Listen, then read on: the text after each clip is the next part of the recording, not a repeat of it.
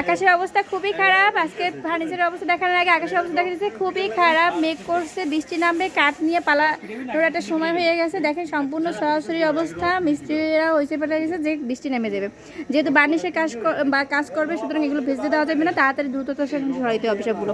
যাই হোক, আমি আপনাদের এখানে আলনার কাজটা দেখাই একটু আলনার কাছে দেখে। আলনাটা তৈরি হইতেছে, আলনার মানে এই আলনাকে এগুলো খোপ খোপ থাকবে, এটা হলো নিচের পার্ট, নিচে খোপ খোপ সিস্টেম করে দেবে আর কি।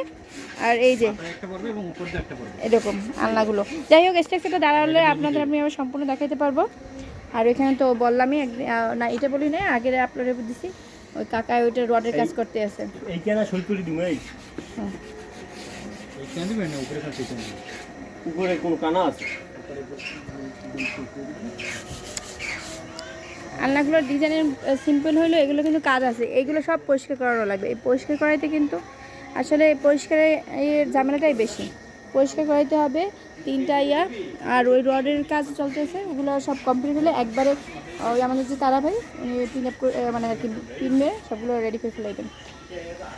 আমাদের এখানে কিন্তু অ্যাভেলেবেল আছে, আপনারা অবশ্যই ইএসসির ঘরোয়া ফার্নিচার চলে আসবেন। ইএসসির ঘরোয়া ফার্নিচারে এটা লঞ্চ গার্ড, অবশ্যই ইএসসির ফার্নিচারের এই ঘরোয়া ফার্নিচারটা আসতে হলে ইস্তারিতে নামেন, আর যেখানে নামেন আপনারা জাস্ট বলবেন লঞ্চ গার্ড। লঞ্চ গার্ডে যাওয়ার সময় আপনি দেখবেন যে এখানে একটা শোরুম আছে, এই শোরুমটা বাজার থেকে 5 মিনিট দূরত্ব, যার কারণে আমার এই পেজ খোলা। আপনাদের বারবার বলতেছি কারণ এই একটাই পেজটা খোলা, কারণ এটা সবাই জানে না।